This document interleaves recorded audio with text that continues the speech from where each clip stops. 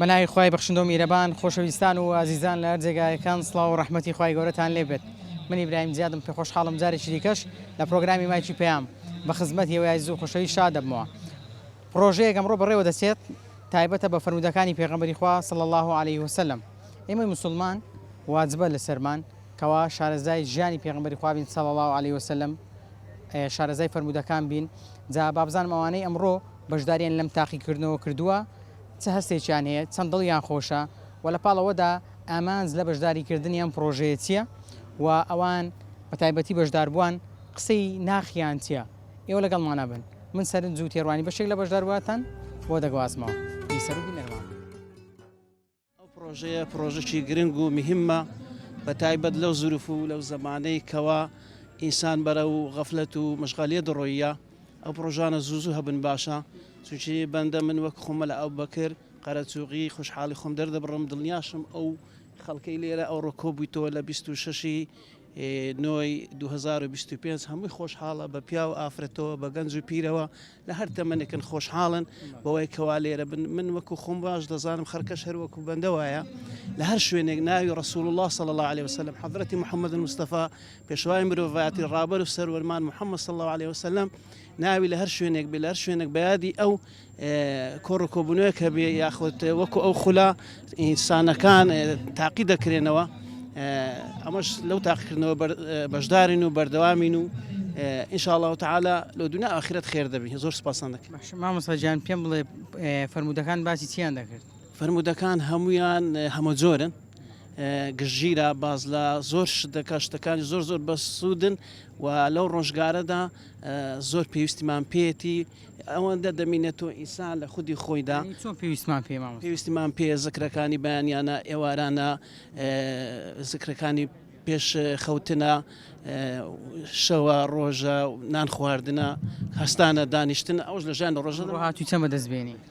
والله تعالى على مەم گرنگ دەرەجەنیە بە قەنعاتی خۆم ئەم لۆ هاتم لە هەر شوێنێک بە ناوی محەممەد المستەفا کۆ ببینەوە ئەمن ئامادە دەبم. من وەکو ئیمام و خەتیبێکشمە من بخۆم پێم سادەیە ئینشاءالله کەس 100% نییە، تاکیدم لە زۆر خاڵان لاوازم و 100% ناینە، بەس ئەمن لۆ دەرەجە نهاتیمە بەڕاستی هەر لەگەڵ چیاتی مامۆ حاڵێکی وەڵا فتاقتنەوە خۆمات ئەلۆ مندارنی من دارم کاکە هەم کۆلەوارە والله هەر حسابینە هەر درم گەلە خۆشە بەڕاستی لە خوای بەزیادی ئەرێ والله سایبین هەر حەز دەکەین درتان خۆش. ئەمە هەر حەز دەکەین بەشدار بین لەو پرۆژەیە، ینی دەمانێ وەکو پێغەمبەر صلی الله علیه وسلم بژین، دەمانێت لەسەر ڕێچکە و بەرنامەی بڕۆین. ئینشاءالله پێم بڵێ جا فەرمودەکان باسی چیان دەکرد، چۆن تێکەڵبووی لەگەڵ فەرمودەکان، چۆن دەخوێندەوە؟ والله خوێندیتمەوە الحەمدولله، پێشتر زۆرم خیتەوە هەم لەبەر کردیان دەزانم ئینشاءالله الحەمدولله. هەموو دەزانی ئینشاءالله. چەندی بینیەوە ڕۆ؟ والله دەمێ 100% بینم ئینشاءالله. عاشت کردیا ینی خەڵاتەکان بۆ تۆ؟ بەێ اللهم لا سهل إلا ما جعلته سهلا وإن تجعل الحزن إذا شئت سهلا. پێم بڵێ لەگە چی هاتی؟ ئەم لەگە براماتیمە. لەگە برات هات؟ بەێ براماتیمە کچماتی کو هانیوان دەدا کە بەشداری بکەن؟ والله هەموو ئینشاءالله الحەمدولله حەزمان لێیە هەمومان بەشداریکەن. یەکەم جار بەشداری دەکەی لەو پرۆژانە؟ بەێ وەڵەوە یەکەم جارم. خۆش هەموو خەڵکە بەشدار لە ئیمتحانە چی تایبەتە بە پێغەمبەری خوا صلی الله علیه و والله زۆر خۆشە، درم زۆر خۆشە بەڕاستی لە خوای بەزیادی. یا ڕەبی درخۆش. الحەمدولله. ئەتۆ حەج و عومرەت کردیا؟ یەک جار چوومە عومرەی بەێ. یەک جار چوو؟ ئەرێ والله. کاتێک چوو لای پێغەمبەری خوا صلی الله علیه و سلم چه هەستێکتە بوو، چەند دڵخۆش بوو؟ والله ئێستا بە هەیکەل هاتیمەوە بەس ڕۆم هەروە لێ وێندەری، ینی هەر عەزم لێ دووبارە سێبارە 10,000 هەبسمەوە وێندەری. خۆ هەموو جارێ ڕەنگە و پرسیارە لە چەند کەسێک بکەم دەڵێم ئەگەر بە تایبەتی لەم سەردەمە ئێستا بۆ جارێکیش بایە پێغەمبەری خوا بیزی بە صلی الله علیه و سلم چیت پێ دەگوت، چ شتەکە بوو لە ناخیت و کە پێی بڵێ؟ والله پێ برێم نازەم چی پێ بن لە خۆشیان نازەم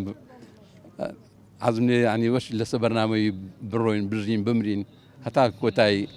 ڕۆژانە زۆر سڵاوات لەسەر لێ دەی. ئەرێ والله الحەمدولله تەقسیری ناکەم. وای الحەمدولله زۆر دما خۆشە لەبەرەوەی ئینسان کە بەشداری دەکە لە حەدیسەکانی پێغەمبەری خوا صلی الله علیه و سلم، ینی معلومات زیاد دەکا ئینسان هەر ئینسانی مسلمان لەگەر تەفسیر قورئان بژی لەگەر ینی فەرمودەشینەکانی پێغەمبەری خوا صلی الله علیه و سلم جێبەجێکە لە ژیانی ڕۆژانەی خۆی مارمداری پێ پەروەردە بکاتن. ئینسانی مسلمان دەبێت دانەبڕێت لە ذکر و یادی خوای گەورە. ئەتوکو خۆشەویستی خۆت لە پێغەمبەری خوا صلی الله علیه و سلم دەردەبڕی والله ئینسانی مسلمان ئەگەر ڕاستکە لەگە پەیامەکەی دەبی یەکەم چیش بە شوێن پێغەمبەری ساسەمدا بڕوە بە شوێن ڕێگا سەحابەکاندا بڕوە یعنی لە ڕێیەکەی لا نەداتن گوێڕایلی بی جۆرالی خوای گەورە پێغەمبەری خوای صلی الله علیه و سلم چ کاتێک ئەو فەرمودانت دەخوێندەوە بەخوای ئەوە ئینسان حەسەب ئەوەیە وشکوتنی مەجای هەی بەس شتەکان الحەمدوللا گران نییە زۆر سالە لەبەروی ئەزکارەکانی ڕۆژانەی تێدایە ماشەڵڵا ینی زۆر خۆشە استفادە لێ کرد الحەمدوللا رێ وەڵڵا ئینسان سەلامەت بیا ڕەبی خۆی بەسەلامەتکە با بزانم چەند ژیانی پێغەمبەری خوات خوێندوتەوە صلی الله علیه و سلم والله بەجێری توانە خینیتمەوە ئینشاءالله بەس ئینسان هەرچەند ڕۆژانە بیخینیتەوە هەر کەمە لەبەرەوەی سیرەی پێغەمبەری صلی الله علیه و سلم دەورەمەندە و زۆر وشکوتنی ئەوەیە لە هیچ شوێنێک بۆ پێغەمبەری خوا صلی الله علیه و سلم گریاوی والله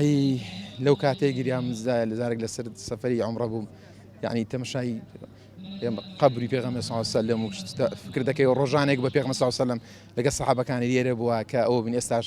ئومەتەکەی و یعنی ماشەڵڵا یعنی شوێ کەوتوانی لە زیاد بووندا و ئێستاکە 2 ملیار مسلمانی لەسەر زەوی الحەمدولله ئینشاءالله ئینسان بەجێری توانە هەر یعنی هەوڵ کۆش بداتن لە ڕێزکە و ڕێبازی پێغەمبەر صلی الله علیه و سلم سەحابە ڕزقان لا نەداتن هانی کەسدا بەشداری بکە بەخوای هانی برازایەکان ماڵمداری خۆم و ئانمدا هەموو شمینان لە ئێرە ئینشاءالله موفق بن بەڕاستی هەستێکی زۆر خۆشمانێ بەڕاستی چەند ڕۆژێکە وەکو دەرێ ئەو پرۆژەیە دیاری کرا خۆمان ئامادەکرد الحەمدولله زۆر باشە پێم بڵێ چۆن خۆت ئامادە دەکرد چۆن دەتخوێن بەڵێ وڵا کتێبەکەمان بەدەستینە لە ڕێی سەنتەرین و لە کوریان الحەمدولله لەوێش تەڵەبەی وێندەرین بەڵام بە حکمی ئەوەی کە بڕێکخینەوەکە لە بۆمە ناکریان دەبی کەسێک لە بۆمان بخێنەوە کتێبەکی دەنجیمان بەدەستێنە لە ڕووی یوتیوب ئەو چل فەرمودەیە چ تێرا بە الحەمدولله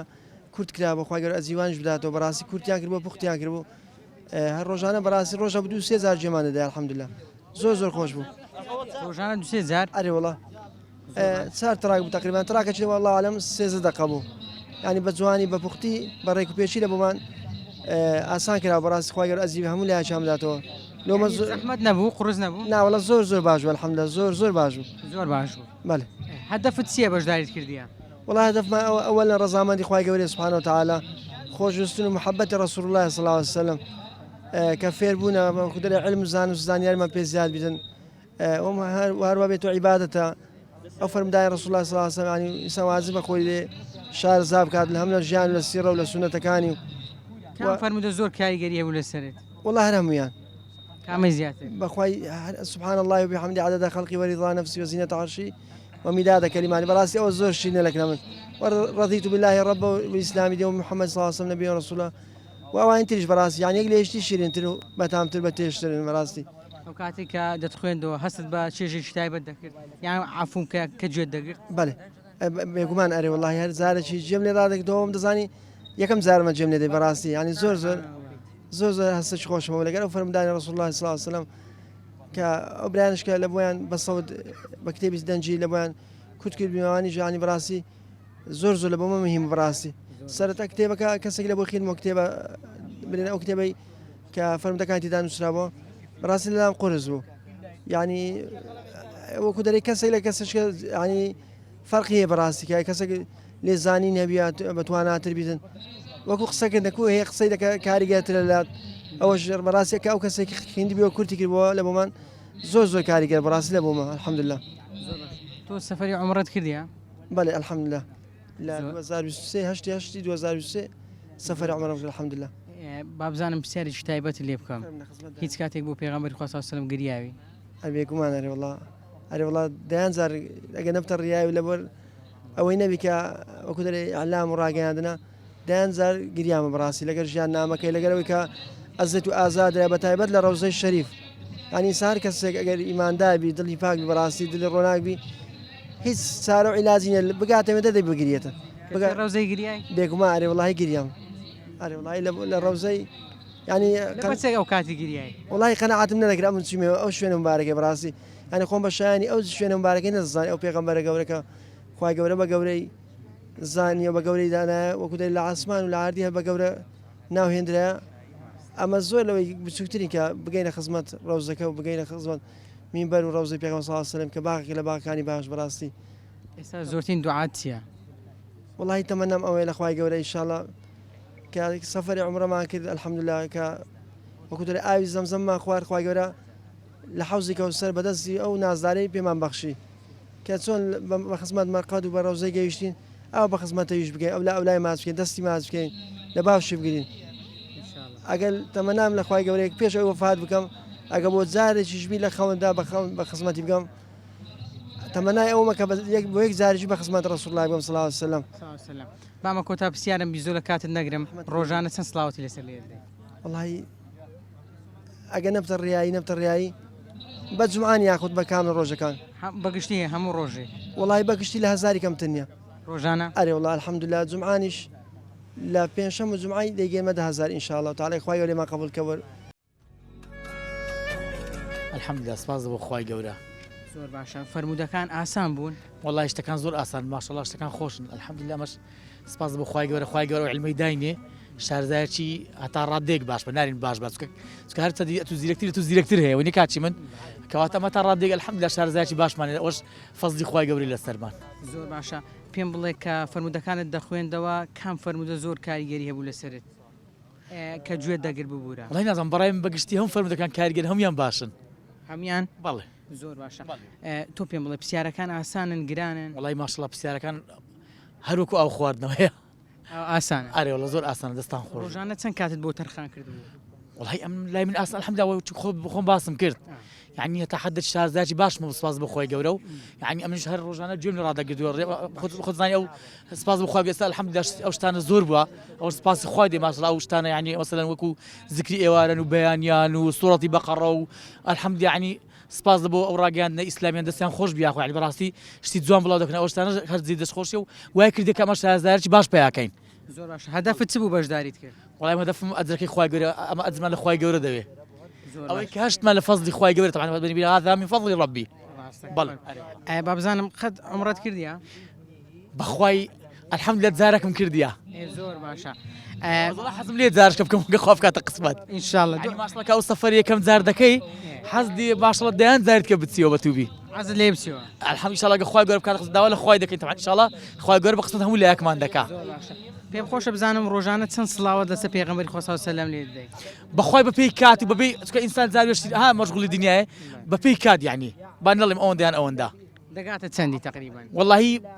بەڕاستی برم نازانم یعنی بەپێی کات بەڵێ زۆر باشە کە چیە ڕەوزەی بۆ پێغەمبەری خوا صلی الله علیه و سلم گریای ئەمن لەو کەسانە واقعی قسەی دەکە زۆر واقعی ما یەک لەو کەسانەوە ماشەڵڵا کەم گریانم دێ بەڵێ ئەمە ڕاست دەڵێم یعنی ئینسان ناکرێ قسەی بە مجاملە بکەوە نییە كم قدامي بلام يعني هستش كرد يعني براسي أول جنيا بلام والله هستم كرد كبراسي هستم بوقارة شكر كتسمى ويندر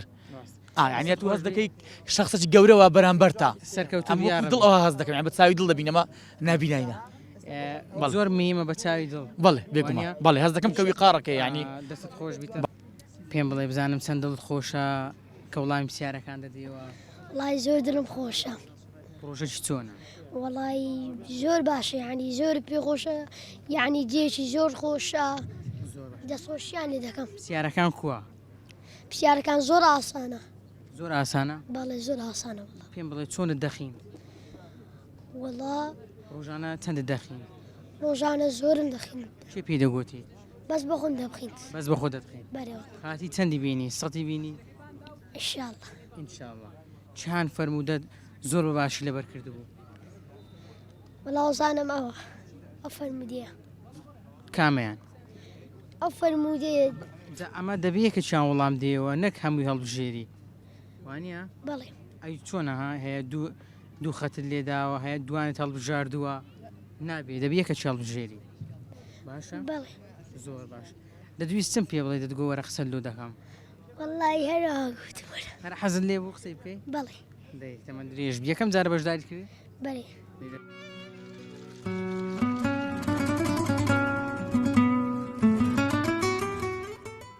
والله دڵخۆشیەکە ناگوترێ چون ئینسان بەڕاستی کە ئەو مەجموعە کەسانە دەبینێگە تەسوور بکرێ بە حدێک خەڵک ئەوەندە زۆرە جێ نییە هەر ئەو بەشدار بووە بێجگە لە ئەوەی کە ئەوەندە فەرموودە لەبەر دەکرێت هەر بەختەنێ بەشدار بووەکە ئەسان دڵی پێخۆش دەبێت جاوەرە ئەو هەموو فەرمودەشت لەبەربی ئەوە دڵخۆشێکی یەکجار زۆرە خاستەن ئەو گەنجانە ئەو منداڵانە کە بەشدارن مستەقبل ئەو گەنجە بەوەی لێڕادێ کە فەرمودەی پێغەمبەری صلی الله علیه و سلم بکاتە بەرنامەی ژیانی خۆی بکاتە پرۆگرامێک لە ژیانی خۆی ئەو ئەسان دڵی زۆر پێخۆش دەبێت ڕاستی. زۆر باشە کاتێک کە فەرمودەکان دەخوێندەوە چ چێژێک لێ دەبین؟ والله جا فرمودي پیغمبر صلى الله عليه وسلم وكو قرآن ده فرمي لا ينطق عن الهوى إن هو إلا وحي يوحى أتو حسابك كلامي خوايا بلم لسر زماني پیغمبر صلى الله عليه وسلم أتو حسابك خوا قصد دقل دكا تخوشيك تتام لذتك قياز ناكد براستي زور خوشة حموشي درس عبرة له إنساني مثلا حمو شاكي مثلا لو نمونا عن يكي كم حل كده يقول مثلا بيغمبر صلى الله عليه وسلم ده فرمي لا حول ولا قوة إلا بالله يكي كلا جنجينا كاني بهشتي يعني ذكرك خوي جورا أول تفيد قال أمتي بيغمبري كردوها بشتكي كم خيرك يكجار زور وكو بيغمبر صلى الله عليه وسلم ده فرمي كلمتان خفيفتان على اللسان ثقيلتان في الميزان دو كلمة هنا لسر زماني زور سوكن بلام لسر ترازوي عملي إنساني زور قرصن قلت شيء سبحان الله وبحمده بس أو ذكري بكي خوي جورا ترازوي أعمال إنساني برز دكاته وإن شاء الله من دوام لخوي جورا أو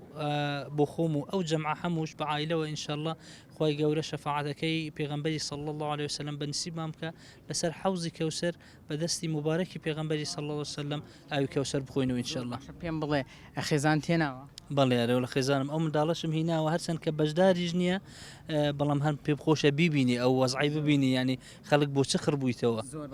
لە پێم بڵێ لە مارێ منافەسەتان لە بینی نەبوو کامتان سەتی بینن بەرێ وڵا هەمومان هەر باز دەکەین بەس ئەمە زۆرتر چاومە ڕاستی لە ئەوەکەی نییە هەر بەشدار بوونەکە لۆ من خۆشە خاستەن تەڵەبەی مزگەفتێشم زۆر هینە نزیکە ئەمە پاسێکمان کرد پاسەکە بەشی نەکرد مەجبور دوو تاکسیمان گرتن هاتین هەرێ لە سەلامەت بیشەڵڵا هەمووشتان یعنی بە جەمەعیش دەتان خوێن بەڵێ بەڵێ تەڵەبەی مزگەفتی هەنا پێکەوە دەخینن قسمی ئافرەتان بەشی ئافرەتان و بەش و پیاوان هەردوو بلا بەشدارن لە مزگەفتیمە والله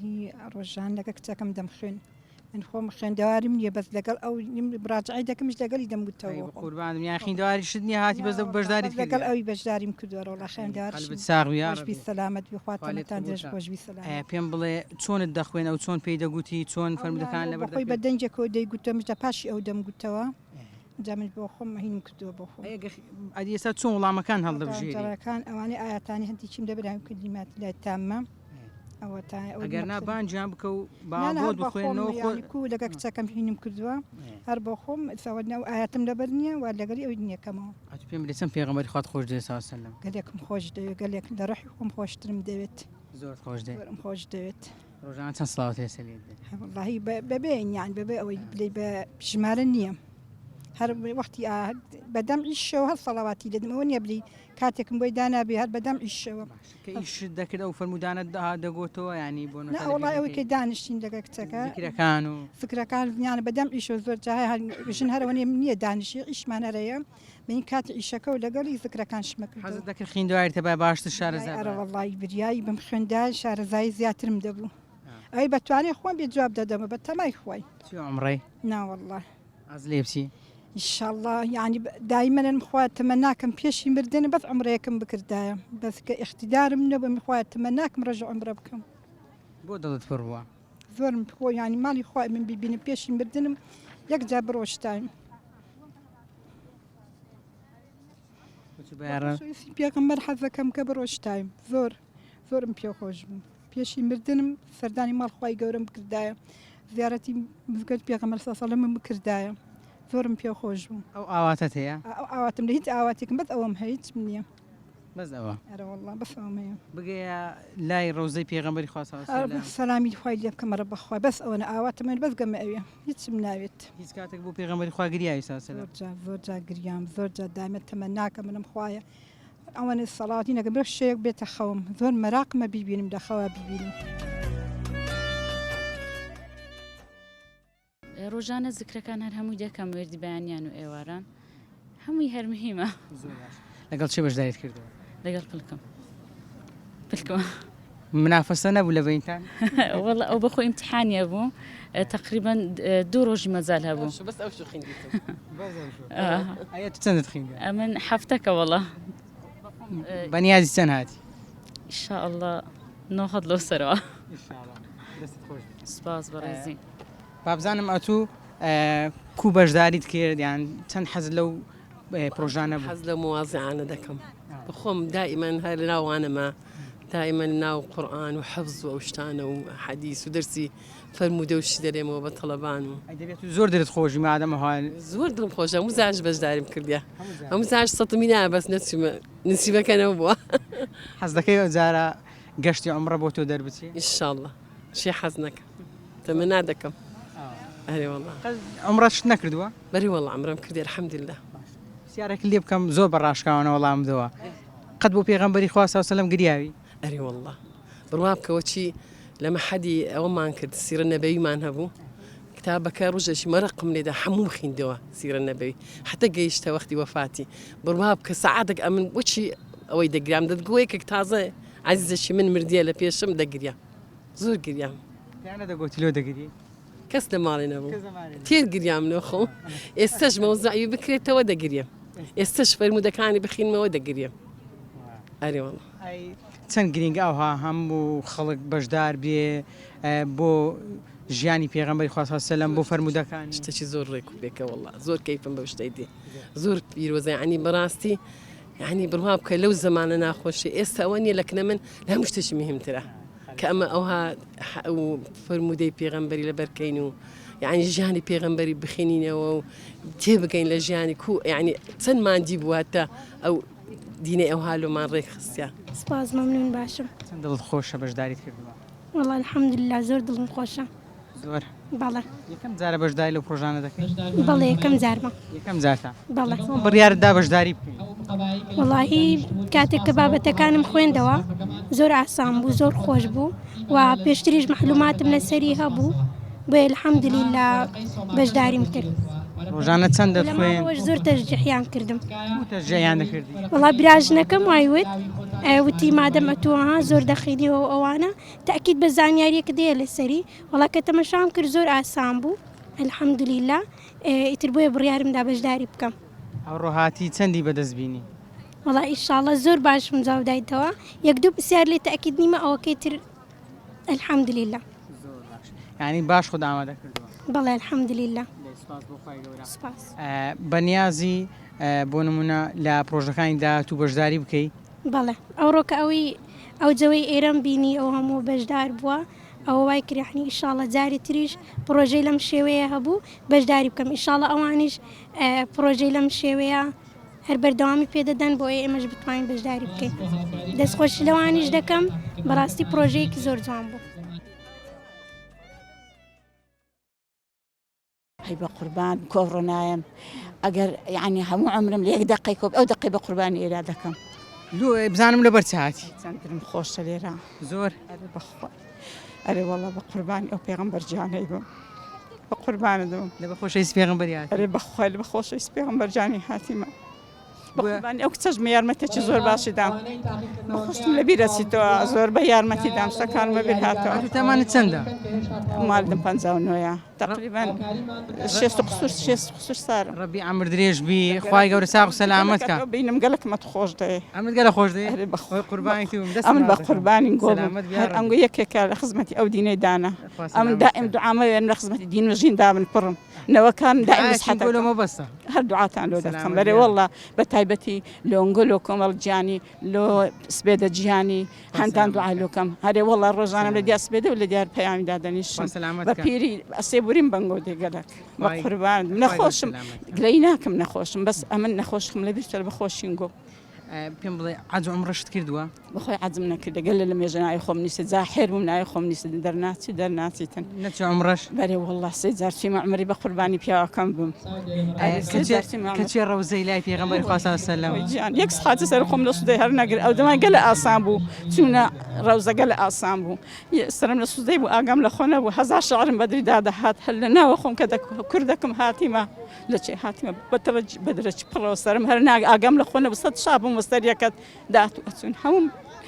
ئاگەم نیست ئاگەم لە خۆنە ئەو جارش دەمەوێ بگەمەوە دیسان ناوی خۆم نیست ئەو جارش بە پارە نووسیم بە بەلاش نووسیم هەر دەرنەچوو گەلە گەنج بووم گەلە بە قوت بووم بەخوای نێڕۆ 6 عمرم دەینا جار یەکەم چوون بەس ئێستاکە عمرە چشمەکە پێ بێتەوە هەر دەستم هەر دەنووسم تا عمرم مایە هەر دەنووسم هەر دەشگریم هەر لە دوو عەزازان دەگریم بە تایبەتی کانگۆ دەسم خوا حافیز بی لە عەزازان دەکەن نازام چ برێم دلم پڕە هەندی شعرێ زانم بەتەنێ لە بەرەخم هەندی زانم هەر دەرێم و هیچ پێ ناکەم خوا سەلامەتت کە ڕۆژانە چەند سڵاوات لەسەر پێغەمبەری خوا هەزار بەس نەبیتەڕیا بەخوای ئەولوتووە دەرێ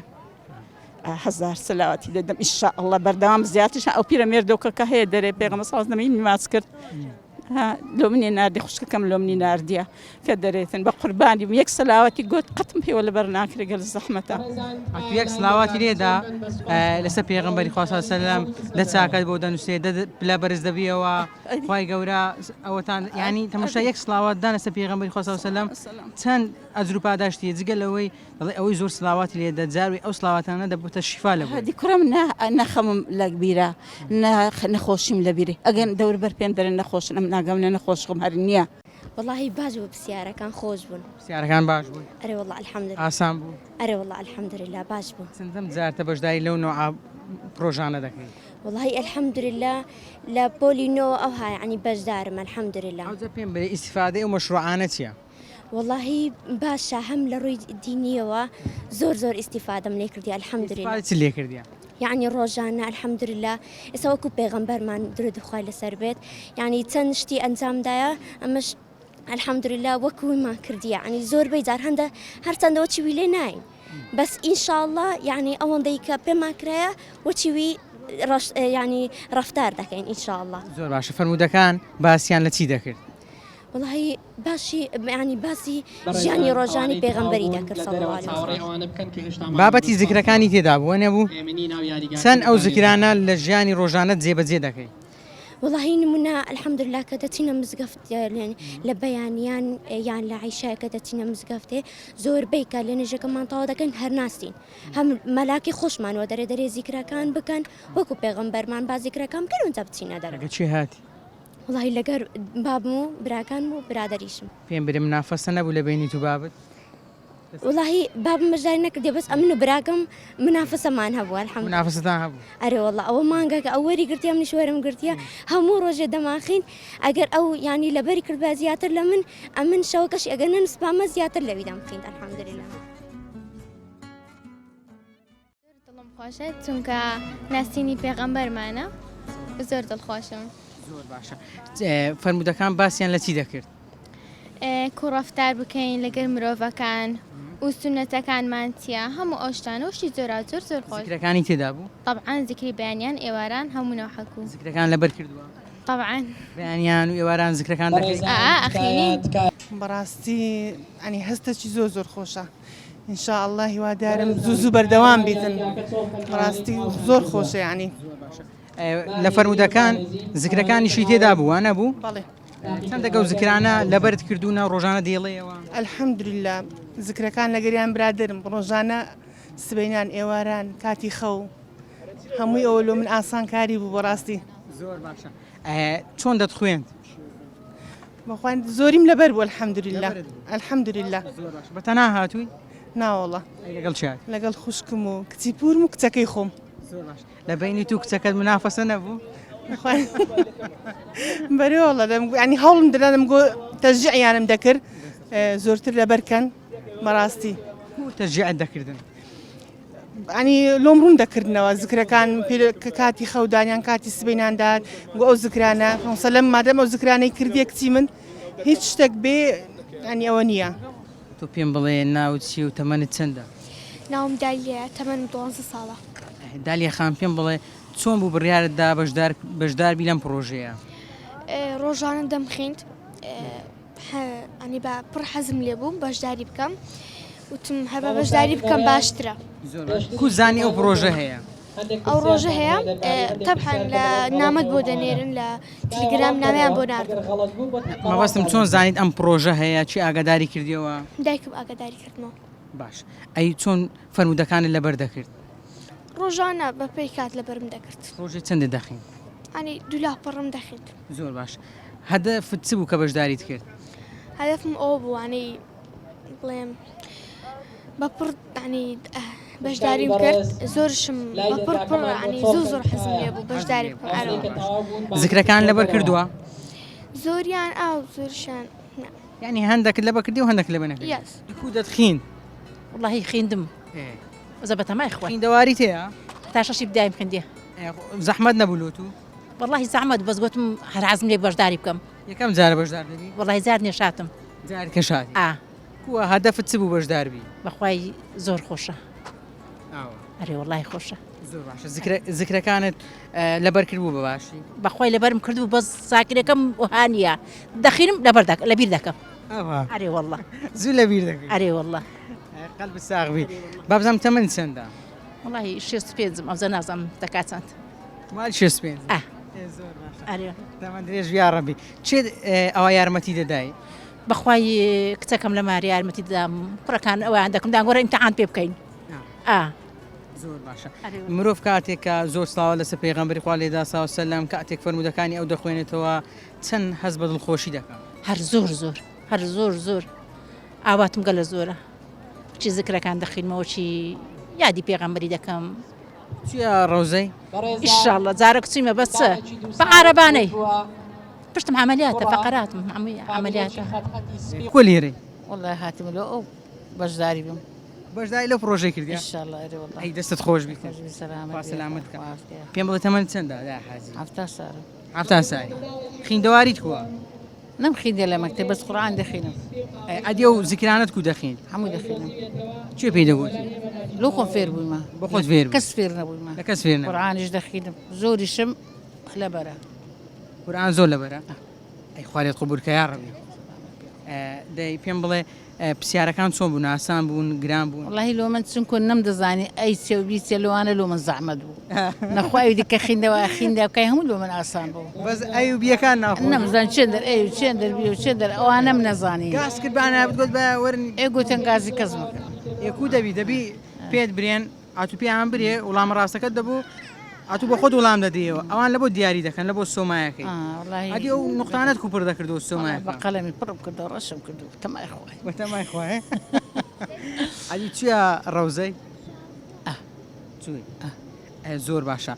پێم بڵێ ئەتوو خۆشەویستی خۆت لۆ پێغەمبەری خوا صلی الله علیه و سلم کو دەردەبڕی لە هەموو شتم خۆشتر دەوێت زۆر خۆش دەوێت زۆر باشە ڕۆژانە چەند سڵاوەتی لەسەر لێ دەدەی والله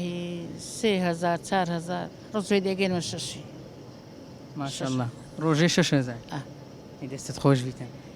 پێم بڵێ کاتێک ئاوا 3000 و 4000 و 5000 هەتا 6000 سڵاواتی لێ دەدەی چەند دڵت خۆشە چەند هەز بە ئارامی دەکەی درێ لەسەر دنیای نیمە خوا درێ لەسەر دنیای نیمە چ دوعا زۆر دەکەی لە دوای ئەو سڵاواتانە هەرچی بێتە سەزارم نازەم هیچم ئەوە نەکردی برم ئەو دوحای بەس ئەوەی دوعای چوونە بەهەشتی چوونە بەهەشتی جەواب چوونە بەهەشت و ڕەبی خوای ڕەزیل نەبم ڕزقی حرارم بە قسمەتکەی ڕزقی حرار بە مندارەکان و حەید و عاشیرەتم بە کوردستانم دوحای لۆ هەمووان دەکەم ئەی دەستت خۆش بی لەگە چی هاتی ئەوڕۆ لەگە قسە هاتی زۆر باش بەتەمای ئەو ڕۆستەت بینی ئینشاڵڵا لای سفری دەینم لۆ چونکو نارم لێکم نەکردو چیان ئەوچیان لە پڕم کردەوە نەمزانانی گاز کرد بانە ئێستا من بانجان بکەم زارشکە نازیحە بم دەی هەڵا زارش ئەگە دەری بانجان دەکەم ئێستا نە تازە تەسبیلم کردەوە ئەوها تێخوا سەرکەوتت کە یاڕە لای زۆر دڵخۆشم سپاس خوای گەورە دەکەم کە ئەو پرۆژەم بە قسمەت بوو لەو پرۆژە گەورەیە بەشداری بکەم هەدەفت چ بوو بەشداریت کرد وەڵی هەدەفەکەمەوە یعنی خوای گەورە لێمان قبول کە ئینشاڵڵا تە توێشی قیامەتێمان زۆر باشە پێم بڵێ چۆن ئەو زیکرانت دەخوێن وەڵی خەر لەبەرمانەی بەیانیان ێوارانە زیکرەکان زۆربەی زیکرەکان تێدا و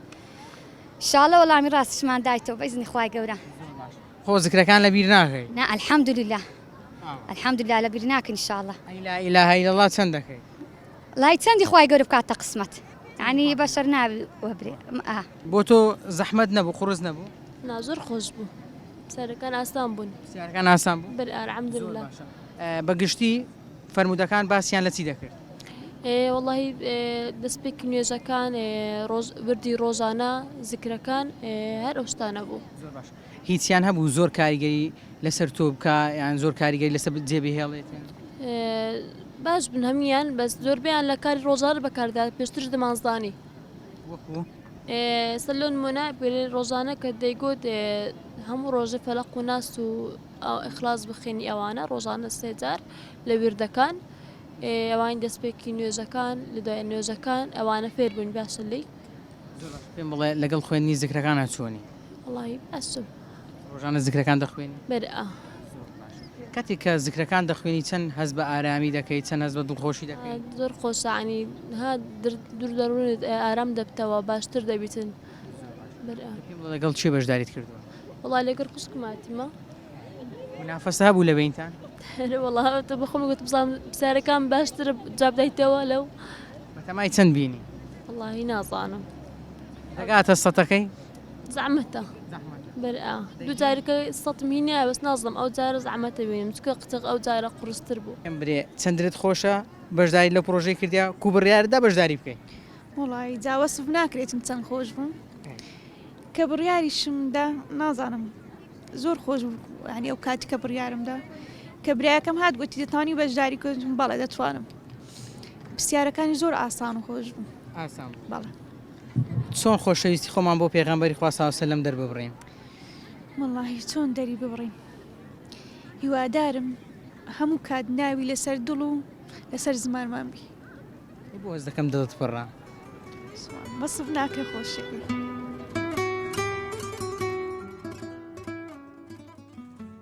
چیە لای پێغەمبەری خوا صلی الله علیه و سلم چیە ڕەوزەی بەس ناهێش بچمە نەهێشت باشە ئینسان کاتێکەوە ئەوەندە پێغەمبەری خوای صلی الله علیه و سلم خۆش دەوێ ئەوەندە دەست بە زیکرەکانەوە دەگری ئەوەندە فەرمودەکان دەخوێنێ چەند هەست بە ئارامی دەکات چەند لە دنیای سەرکەوتووە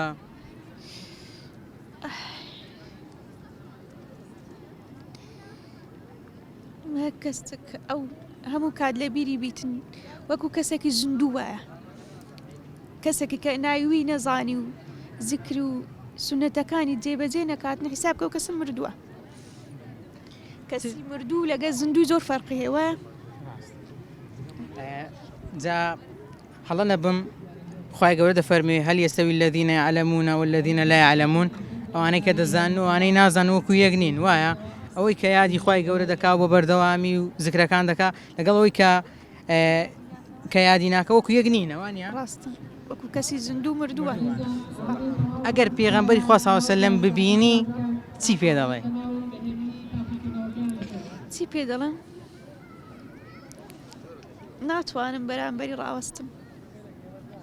ناتوانم واللهی باسی دڵخۆشیەکەی ناکرێ زۆر دڵخۆشین لەبەرەوەی